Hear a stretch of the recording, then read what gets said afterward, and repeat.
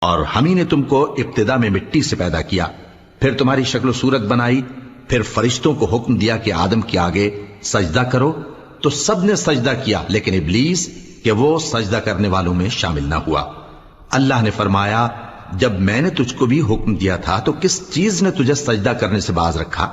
اس نے کہا کہ میں اس سے افضل ہوں، مجھے تو نے آگ سے پیدا کیا ہے اور اسے مٹی سے بنایا ہے۔ فرمایا تو بہشت سے اتر جا، تجھے شایع نہیں کہ یہاں تکبر کرے، پس نکل جا کہ تو ذلیل لوگوں میں سے ہے۔ اس نے کہا کہ مجھے اس دن تک مہلت عطا فرما جس دن لوگ قبروں سے اٹھائے جائیں گے۔ فرمایا اچھا، تجھ کو مہلت دی جاتی ہے۔ بولا کہ مجھے تو نے گمراہ کیا ہی ہے، میں بھی تیرے سیدھے رستے پر ان کو گمراہ کرنے کے لیے بیٹھوں گا، پھر ان کے آگے سے اور پیچھے سے اور دائیں سے اور بائیں سے غرض ہر طرف سے آؤں گا اور تو ان